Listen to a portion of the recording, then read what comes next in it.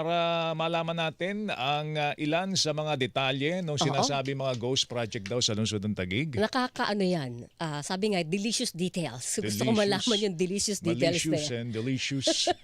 Mali daw tsaka delicious. Oo. Nasa linya na natin si Senator Panfilo Lacson. Senator Ping, magandang umaga, si Joel Sueng. Good morning po. Magandang umaga Joel, magandang umaga Weng, Oo. magandang umaga sa atin lahat. Opo, Alright. yung pinakabagong nailagay po ninyo doon sa inyong X account, Ceasefire My Foot.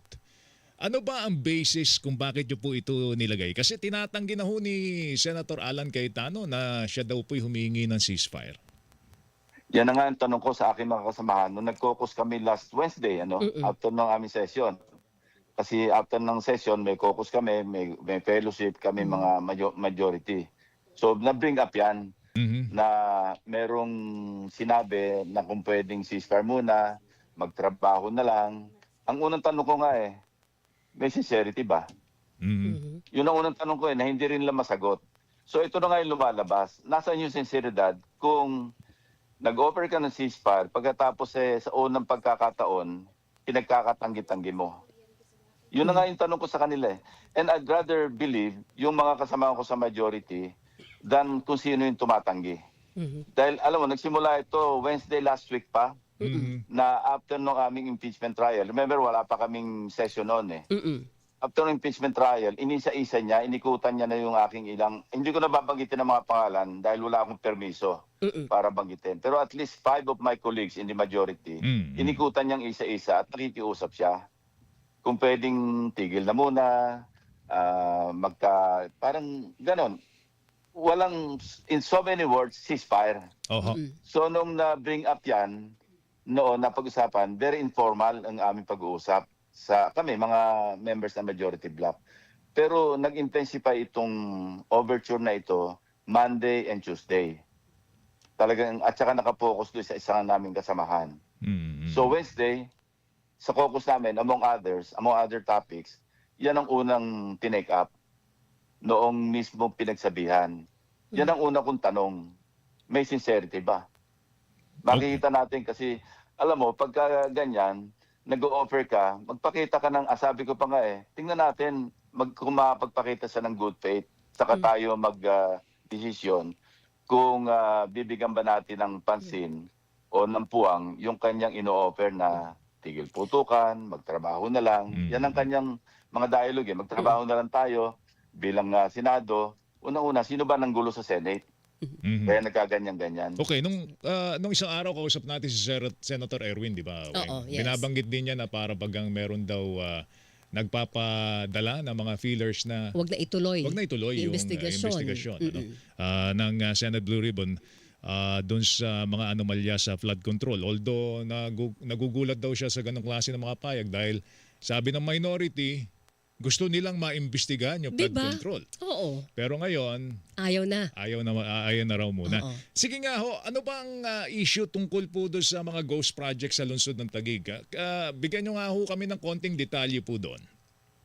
Una-una, bigyan ko muna ng puna yung sinabi niyo tungkol yung sinabi ni Senator Erwin. Opo. Nung nambus interview siya sa Senate, ano sagot niya?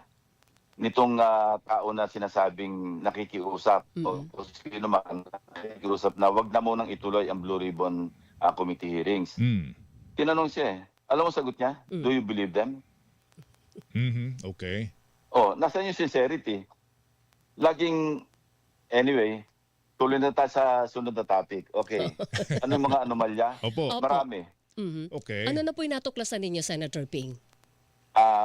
Sa ngayon, meron kaming 5 case studies. Kasi kami, pag pinagtatrabaho ko yung staff, ihiwa-hiwalay nyo yung bawat pamamaraan ng pandarambong. Kasi may mga variations Hindi naman pare-pareho yung sistema, hindi pare-pareho yung scheme. Iba-iba yan So nakalima kaming case studies. Dokumentado lahat ito. Hindi ito yung chismis, hindi ito yung sabi-sabi. Meron kaming contract ID. Kompleto yon. May mga contract ID sa bawat proyekto. Meron kaming mga vouchers. Meron kaming progress billing. May mga petsa yan. Kompleto. Ang isang sistemang ginagamit, yung photos, halimbawa, natapos ng proyekto ng isang taon. Siyempre, para makasingil yon, may kasama mga photographs yan para ipakita yung progress kada progress billing actually may retrato yan Para sa Bulacan. Kaya naisip ko, ito na ba yung template talaga ng mga district engineering offices sa buong Pilipinas? Kasi kala namin applicable lang sa Bulacan, applicable sa ibang lugar sa Nauhan, sa Occidental Mindoro. Pala sa Taguig ganun din So ibig sabihin, for the longest time, ito na yung isang sinusunod na template. Parang trabahong tamad, yung litrato na ginamit nakapaningil nung isang taon o nang nakaraang ilang buwan, gagamitin pa uli dito sa proyekto na maniningil. Ibig sabihin, walang sariling photographs o litrato itong bagong ginagawa. So ghost. And makakasingil, siyempre, isa-sign off ng mga opisyales ng DPWS do sa district engineering offices na yon. So yun ang isang pamamaraan kung paano sila nakakadaya at nakapagpalusot ng mga ghost projects. Kasi kung hindi ghost project, bakit ka gagamit ng fake na litrato? Kasi madaling, alam mo, nasanay na rin yung mga staff ko at ito talagang pinagpupuyatan nila each time na meron akong na pinauutos sa kanila, tingnan nyo ito. Kompleto to. Meron mga drone shots, lahat. Anyway, yung ginagawa doon sa litrato, luma ang papalitan lang petsa Pero yung geotag, kasi ang DPWS, may geotagging sila Okay. Kapag kinunan ng litrato, kasama yung grid coordinates, may geotag, tapos may picture. Maraming pictures ito na ginamit ng paulit-ulit. Napansin namin doon sa mga litrato, pati yung anino ng poste pareho Pati yung tao na naandun, yung construction worker, yun din ang suot, hindi na nagpalit ng damit sa loob na isang taon. Boom! Pati yung ulap, babaguhin ng konti yung halimbawa, may konting shade sa baba, iitim ng konti, dadark ng konti. Pero yung ulap sa ibabaw, nakalimutan. Pareho yung arrangement ng ulap. May mga ganon. So, Nafo-photoshop. isa yon. Pangalawa, double appropriations. Isang item lang, isa yung lokasyon, isa yung grid coordinates, pero dalawa yung appropriations. So, ibig sabihin, ghost na yung isa. So, sabi ko sa mga staff ko, kung hindi nasingil yan at hindi parang baka oversight lang yan sa pagbalangka sa GAA. Dahil kung nagka-doble yung parehong description ng proyekto, pareho-pareho, pati lokasyon. Tingnan lang natin, i-check natin mabuti yung records kung iyan ba nabayaran. Totoo nga, nabayaran. So, nawalan kagad ng gobyerno kung 100 million ang cost ng project na pareho, pero naging 200 million dahil tigwa 100 million, nadaya ang gobyerno ng 100 million. Senator? Pangatlo. Go ahead, sir. Yeah, sige. Go ahead, sir. Yung pangatlo po. Yeah, pangatlo, ito naman yung linear meters, yung span. Kasi pagka halimbawa, sabihin ko na, Taguig River. So maraming spans yan phase 1, phase 2, phase 3, and so forth. Ang daya naman, nagawa na yung isang span, pag susunod na span, i-overlap yung, sabihin nating 10 linear meters. Halimbawa, Okay. Senator Ping. Hello, sir. Sir? Nawala. Putol. Pakibalik. Sige po. Hindi pwedeng Photoshop Oh, Kasi sabi ko nga, pati anino ng poste hindi nagbago pare-pareho. Oo. Talagang pareho. Ang nag-iba lang petsa. Iibahin yung gagawin na remedyo. Siguro ang pinotoshop yung date kasi may date yan Correct. Opo. Inulit, hindi ba lang yung petsa. Pero yun pa rin ang parehong litratong ginamit. Yung pangatlong sinasabi ko, halimbawang Taguig River, mahaba yan. So hindi naman pwedeng isang proyekto yung buong haba o yung buong haba ng Taguig River. So ibig sabihin, i-span yan, phase 1, phase 2. Yes. Ang gagawin, yung halimbawa lang to, 100 meters yung linear meters, yung haba ng isang gagawing slope protection. Okay. So, i-overlap yung 10 meters. Ibig sabihin, nakasingil na siya doon sa span na yon. So, yung susunod na phase o susunod na span, i-overlap yung sabihin nating 10 meters. Ang cost ng isang linear meter sa slope protection, nasa mga 481,000. Pag tumipid ka at in-overlap mo yung, kasi tapos na yun nagawa na yun yung buong 100 meters. So ang gagawin na lang sa susunod, sa halip na 100 meters, magiging 90 meters kasi in-overlap mo doon sa nauna na. Tapos na yun. So kung 481,000 pesos ang isang linear meter, so nawala na yung gobyerno ng 4 million pesos kagad. Di ba? Opo. Dahil, can you follow? Yes, sir. Oo. Opo. Di ba? In-overlap mo eh. Opo, opo. Natipid mo yun eh. Mm-mm. Eh kung nakailang ulit kang ganon, o di abot ka ng tens of millions or even hundreds of millions. O millions of pesos. So ganon ang mga eskema. Oo. So tinanong niyo yung ilang contractor, marami. Ilan na po? Magme-mention ako na iba. Opo. Merong Tuchar, merong DAL, DAHL, meron siyang St. Timothy, meron siyang St. Gerard, mga diskaya ito. Merong Top Notch, merong Corcheck. Yan yung maraming contractors na involved dito. Kasi nag-evolve ito eh. Nabilang na dyan, yung mga binanggit ninyo, Senador, maliban doon sa St. Gerard, tsaka sa Timothy, pati yung Top Notch. Ay, yan ba'y kasama doon sa mga binanggit ni Presidente? Yung 15. Oo, nung... Yung iba, hindi. hindi. Pero yan lang yung mga nabanggit kay Presidente noon. Yung St. Gerard, St. Timothy, Top Notch. Oh, yan. May mga bago. Nasuma nyo na kung magkano ang involved na halaga ng pera ng bayan dito sa sinasabi ninyong 5 case studies ng mga proyektong ito? Sinusuma total pa namin kasi work in progress eh. Marami pa kami nadidiscovery eh. Pero dito sa 5, sir, meron na kayong tansya? Malaki. Malaki yung halaga. Ang na-insert niya kasi sa 2025 pa lamang na GAA, 6.795 billion pesos. Sa kanya pa lang yan. Opo. Lahat ito na Google, Senator. Sa aming pagsusuri do sa mga dokumento, out of the 70, yung mga major projects, 68 na yung na-implementa. So, dalawa na lang yung hindi na-implement o hindi na-implement. Pero continuing appropriation naman ng ating budget, good for 2 years eh. So, hindi natin alam, hindi pa namin nasusundan kung yung remaining 2 out of the 6.7 na-implementan na rin. So, ang nakita namin sa record, binabalidate pa rin namin ito sa DPWH. Ang naiwan na lamang, nasa mga 70 to 75 million out of the 6.795 billion. May kasabot din po ba sa DPWH? Meron.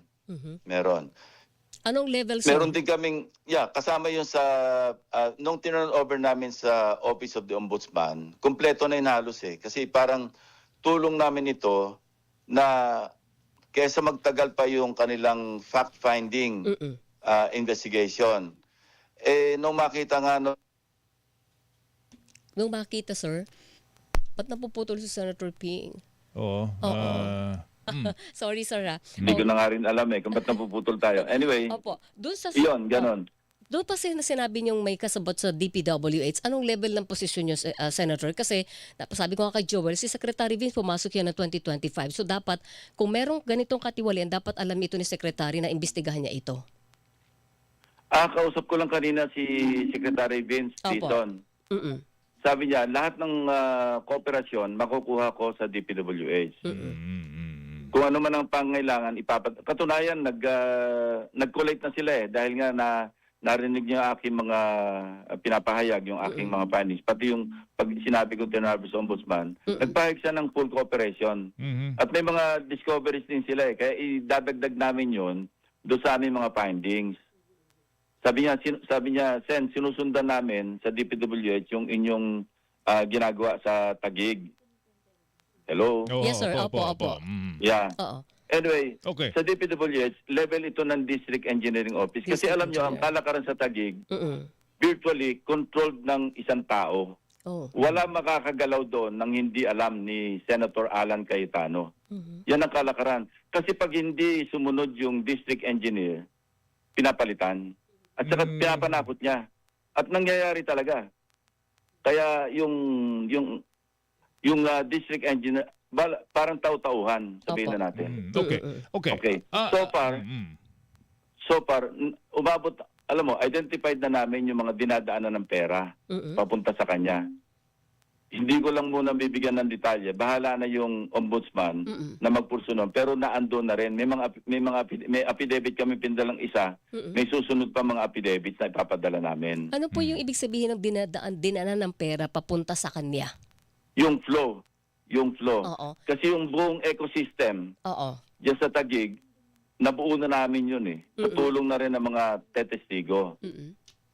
Kaya sinasabi niya, walang flood control anomaly, walang ghost, bahala siya. Yun ang kanya kiniklaim. Pero yung records, yung documents, say otherwise. Pati Okay. yung testimonya nung aming mga nakausap, iba ang sinasabi. Kaliwa sa kanyang denial. Senador, ang tanong ng ilang mga observers dito sa latest development na ito, bakit ngayon lang nasilip ito ninyo? Kasi ang dating, kung di daw po kayo kinante, di daw po kayo kinalaban ni Senator Alan, hindi nyo ilalabas daw po ito, Senador. Totoo rin yun. Okay, Kasi paki-explain inatap nga niyo po. ang aking integridad, na-prioritize ko ngayon tag-iig. Pero all the time, nando sa files namin yan eh. Kasi marami kami nakuhang files nung nagsimula yung flood control anomalies. Nag-ipon na kami. Kaya lang, na-overwhelm kami ng Bulacan, na-overwhelm kami ng Occidental Mindoro, yung Pampanga, kung ano-ano mga issues. So hindi namin masyadong naharap, pero naandyan yan all the time. Naandyan yan yung mga dokumento. Bakit hindi nyo Kasi hindi mo kinante? naman, Bakit hindi hindi nyo mo naman kinante, pwede- Senador? Kasi ang impression, kapwa kasi Senador eh. Kaya hindi yun ang pinakialaman eh. yun ang narrative nila. Opo. Kung kapwa senador, bakit may nakakulong kaming mga kapwa senador? Mm. Na si Senator Bong Revilla, kaibigan ko yan. Kasama ko pa sa kampanya yan noong 2025. Kaya wag niyan sabihin na namimili o kaya dahil kapwa senador hindi imbisigahan. Diyan nga kami nagkaroon ng konting tapuan sa mga kasamahan ko kasi tuloy-tuloy ako noon sa pag-imbestiga. Kaya lang, alam yung narrative, ginulo nila, pinasukan ng mga maleta kung sino-sino at tapos pati ako parang kinakantido sa maleta. Wala namang kinalaman doon. Dito ba So ito yung narrative nung mga nagkikriticize na walang ginawa kundi mag-Facebook. Dito ba, Senator, sa Taguig Pero issue hindi ako namimili. Tama yon, na-accelerate kasi prioritize ko kasi inatak mo yung integrity ko eh. Mag-i-insinuate ka, nagdoble yung aking salin. Wala ako sa gobyerno noon at saka hindi nagdoble, nag-quadruple na eh. Masama bang kumita ng pera na wala ka sa gobyerno na legitimate naman at pinagbayad ko ng buwes. Doon ako nasaktan sa sinabi niya kasi unprovoked yun eh. Ang kausap niya doon, si Senator Erwin, bakit mo ko idudugtong? Ngayon, may pahayag siya na hindi raw niya naman sinasabi na meron akong katiwalian. Ba't hindi mo sinabi yan noon? Nung sinabi mo na nagdoble yung aking salin. Senator, dito Kasi sa... nagdoble from 2025, nagdoble tayo from 2022 nang umalis ako. Tapos, nang pagbalik ko, siyempre magpapaluloy ako ng salin. Talagang nag-increase talaga. Sabi ko nga, sinuri ko pa nga siya eh. Mali ang research mo eh. So, yun ang background. So, hindi ito parang sinisingle out na tulad na sinasabi niya. Kundi, pinarioritize ko, napansin kita. At marami naman talaga. Nagulat din kami sa dami ng anomalya sa Taguig. Pagkalit-lit na syudad. Pero, grabe ang pondong pumapasok dyan. Yung natuklasan nga namin from 2020 hanggang 2025, 14.4 billion. Kung yung isang empleyado mo sa City Hall, nakapagpatalo, lifetime ito na losses Opo, magkano? 510 million pesos. Wow. Ordinaryong official din sa Taguig City. Opo. No? Record din ito na 500, sabihin na nating over a period of, kasi from 2014 hanggang 2026, ito yung record niya na net loss. Ibig sabihin, hindi pa kabilang dito yung panalo mo. Yung talagang net loss niya na 510 million pesos, hindi pa nakakagimbal. Kung ang isang empleyado ng City Hall sa loob ng 14 na taon magpapatalo o nakapagpatalo ng 510, paano pa yung principal? Oh my. Alam mo, hanggang yon sinusundan pa rin namin yung money trail. Kasi alam mo yung Lakeshore, meron siyang Lakeshore dyan na reclamation eh, pero wala siyang kinukuhang permit. Sa PRA, walang permit. Tinatambakan niya kasi nung sinisimulan yung BGC, lahat ng hinukay doon, kasi full development yung BGC, di ba? Taguig yun eh. Walang lalabas na mga filling materials, yung hinukay ng mga lupa doon, kundi papunta doon sa kanyang tinatambakan na nireclaim. At ang aming lately, yung aming information, mukhang ina-attempt niya o nakapagtitulo na siya. Kung paano yung hocus pocus, hindi ko alam. Pero susundan namin yon. Kasi pag nag-reclaim ka, may effect sa environment yan. Kaya nagbabaha ngayon dun eh. Kasi kung tatambakan mo yung portion ng Laguna Lake, may epekto yan. Kaya nga kinukuha ng permit yan sa DNR, sa PRA. Kasi ginagawa ng pag-aaral yan eh. Okay. Senator, Pero ito yung ginawa niya, yung reclamation, he passed it off sila sa Taguig, no? As slow protection. oo. Yun ang pang-justify sa pondo. Hingi ng pondo, slow protection para sa flood control. Pero ang actually, pati nga yung basura dyan niya dinadump eh. Senator, dun po sa sinasabi niyong flow at paper trail na inyong tinutunton, ang end ba ng paper trail noong pera ay nandun kay Senator Alan Cayetano? Ganun Hindi ba mo yun? na ako magko-comment. Pero siya lahat ang may control dyan. Okay. O sige ho, abangan namin yung Basta development. sa ngayon, walang ceasefire. Tuloy-tuloy ito, Senator. Ganun yon. Wala, naandyan eh. Kasi pag hininto ko ito, ano to? Parang nag-negotiate ka lang. Kasi he crossed the line. Sinasabi ko nga ito, alam mo, ang tagal namin kasama, alam mo 2007, yung first run niya sa Senate, malaki na tulong ko sa kanya. Kasi noon, talagang under pressure siya. Kasi pinalabanan pa siya nga noong administration noon, ng kapangalan niya eh. May nuisance candidate. Naawa ako sa kanya noon eh. Kasi yung nasa house siya, kami magkakakampi no kasi kami para nasa opposition eh at that time. Opo. Sabihin natin against PGMA. Kaya nung inalagaan ko yan eh. Ganyan talaga yung record niya eh. Pero wala tayong magagawa na andyan eh. Opo. Okay. Alright, Sige, Senator. Yeah, thank you. Salamat. Maraming salamat Mag-ingat po sa kayo. Thank you, oras. Senator Ping. Senator Panfilo Lacson, mga